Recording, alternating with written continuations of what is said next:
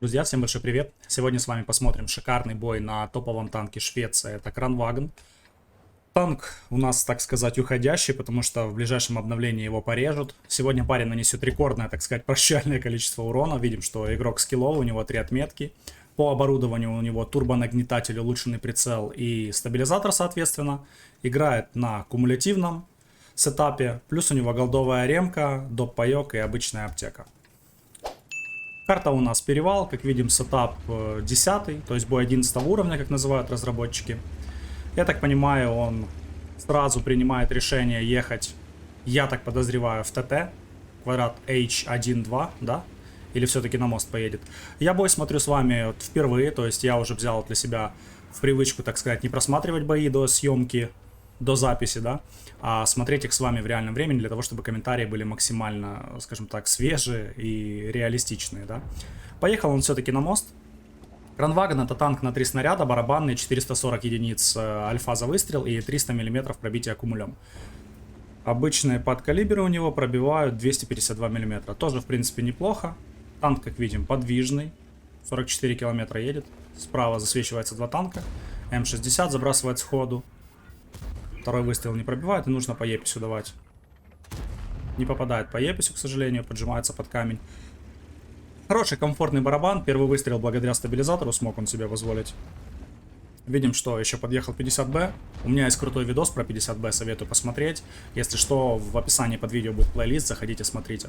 А я вам напоминаю, если вам нравится подобный контент и вы хотите, чтобы он выходил с большей регулярностью, подписывайтесь на канал, ставьте лайки, пишите комментарии. И если есть желание поддержать канал, в описании будет написано, как это можно сделать. Ну или пишите сами, то есть найдем с вами всегда общий язык на любые темы, да. Я думаю создавать свой телеграм-канал также, чтобы общаться напрямую с подписчиками. Нас уже 48 человек. Это, конечно, немного, я понимаю, но мне приятно то, что все-таки находятся люди, кому мой контент интересен. Это, скажем так, заставляет создавать еще больше контента. Подъехала к нему в упор стерва, дает первый шот. О, гриль парень неприятный. Танканул гриля еще. Отлично, стерву добрать. Нужно, чтобы союзники помогли. Справа от него есть 121Б, который должен был бы забрать СТРВ, но гриль тоже, в принципе, неплохой выбор. Прошло у нас буквально 2 минуты боя, у него уже 2900 урона и 2000 на света, то есть показательно. Много танков поехало на ледник. Нужно забирать 50-ку. Конечно, барабана ему не хватит. Там с барабана всего лишь 1600 можно дать. 1300, наверное, даже. Дал 3 шота, 4300 дамага. Я все-таки считаю, что барабаны — это самые сильные танки в игре. И действительно, если вы хотите очень топово дамажить, если вы понимаете, что такое танки позиции, то ваш выбор — это барабанные машины. Рассматривая детально бронирование Кранваген, мы видим, что у него в башне 225 мм, приведенки там 360, не меньше. ВЛД 90, НЛД 115, но ВЛД приведенки 230 не больше, НЛД 205. Видим, уязвимые зоны — это 2 длинномера, которые имеют 50 мм, то есть сотка приведенки. В длинномера он будет пробиваться без каких-либо проблем. Ну и, соответственно, 2 лючка.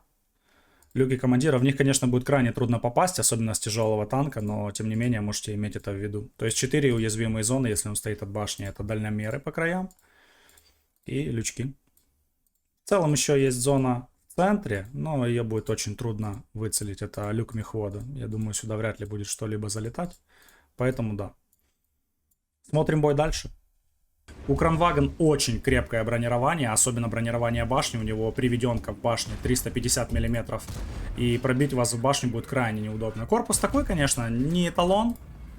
Скажем так, не фонтан, да, но брызги есть. У него здесь 200 мм, 250 где-то, 220, 250 приведенка в зависимости от угла в ВЛД. И НЛД у него 200 мм. То есть, в принципе, с 8-ками можно танковать, с 10-ками уже вряд ли. Перезаряжается, дал по бэджеру 3 шота. 2 с уроном. Отлично добирают бэджер, 2 снаряда оставляют, пока не уходит в КД. Видит, что светится мантикора. Очень сильно давят ледник противники. А в принципе есть союзные ПТшки, могут удержать этот фланг. В КД пока не ушел. Забрасывают где-то с аллеи, вот отсюда по нему, скорее всего, гриль прокинул. Неужели принимает решение вернуться? Да, все верно. Разворачивается, в КД не уходит. Еще опасная бабаха стоит на холме. Убивают сразу же СТРВ. Довольно дамажный бой. Буквально за 4 минуты у него уже 5600. Плюс двушка на света. Практически как на 121Б парень накидал. Кто смотрел бой, пишите об этом. Как вам этот? Мне пока нравится. То есть очень грамотный игрок. Показывает, в принципе, позиции. Показывает выбор целей. Очень хорошо подъехал. Скажем так, на характере. Видим, внизу светится ИС-7. Ему, наверное, нужно бы проехать через мост. Или спуститься, наоборот, вот здесь на склоне. Там, в принципе, танков уже не так много. 50-ка осталась шотная для него. По ИСу-7 нужно забрасывать. ИС-7 довольно опасный противник. Альфовый танк может неприятно забросить. Не светится. Он, скорее всего, в центр уже проехал. Где-то в эту позицию. Счет у нас 5-7. По ХП они на 2000 проигрывают. В принципе, 2000 это не предел. Один барабан Кранвагна. И, в принципе, они сравнялись. Говоря о танке, что с ним не так, то есть для разработчиков, они считают, что танк крайне силен в рандоме. Я, в принципе, с ними соглашусь. Кран очень хорошая машина, особенно если скилловый игрок на нем сидит, это боль. Реально, если он станет от башни, это просто танк печаль. Пробивается он только вот эти дальномеры и в лючки. В лючки выцелить вы вряд ли сможете, потому что они очень маленькие. А вот в дальномер иногда может залететь здесь 120 мм брони. Так что имейте в виду, если он к вам стоит лбом, цельтесь дальномеры. Отличный шот по ИСу. Первый, второй забрасывает. Альфа царская вылетает, всегда повышенная. На третий снаряд, к сожалению, пониженная уже выпала. Ну, не сильно, на 9. 7000 урона, 2000 на света. Как вам, ребята? Прошло буквально 5 минут боя. Ну, отлично. Это очень-очень хороший танк для нанесения урона, тем более на кумулятивах.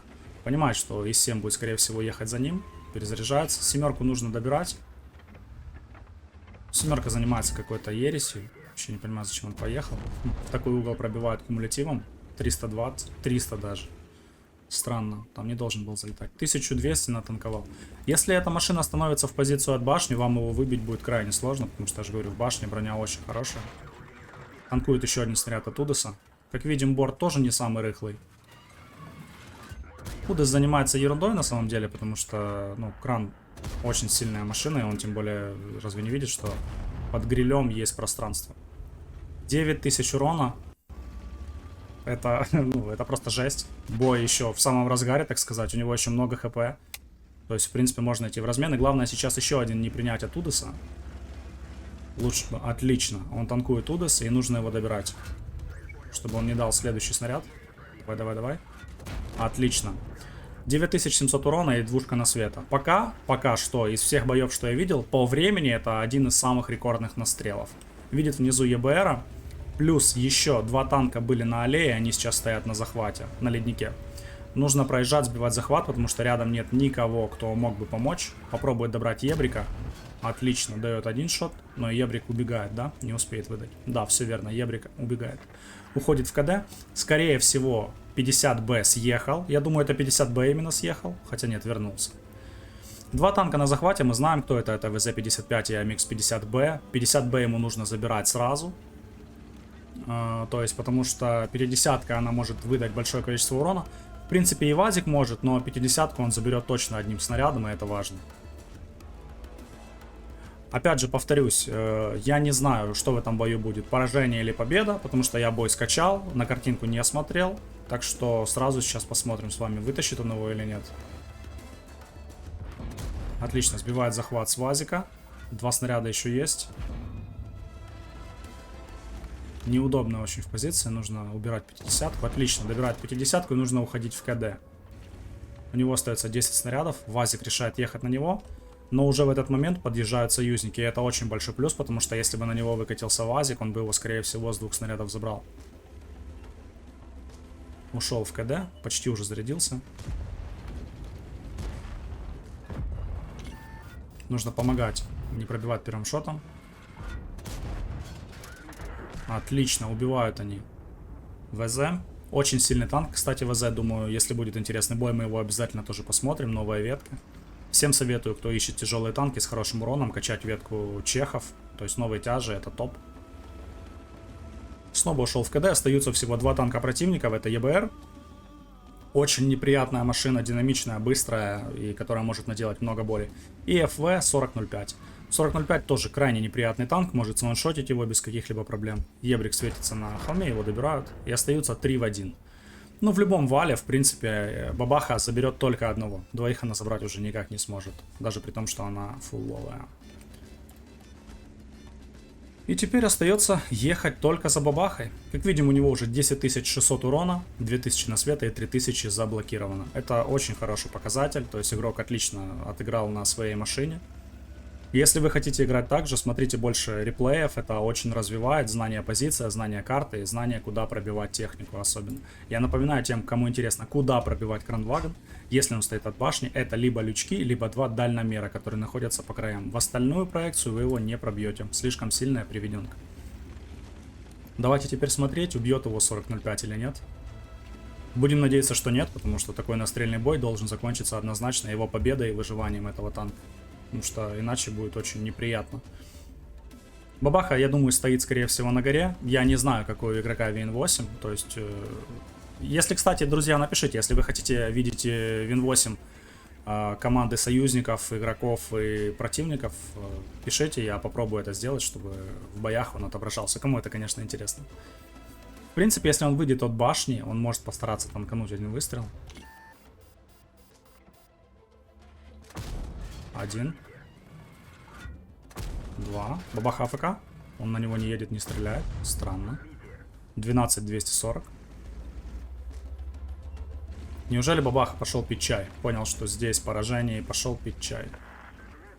Принимает взвод, чтобы получить медаль. Да, видимо, бабаха АФК. То есть у него 4 фрага будет. 12498 урона. 3000 заблокировано и двушка на света. Если понравилось, ты знаешь, что делать. Палец вверх, подписка, и мы увидимся в следующем видео. Пока-пока.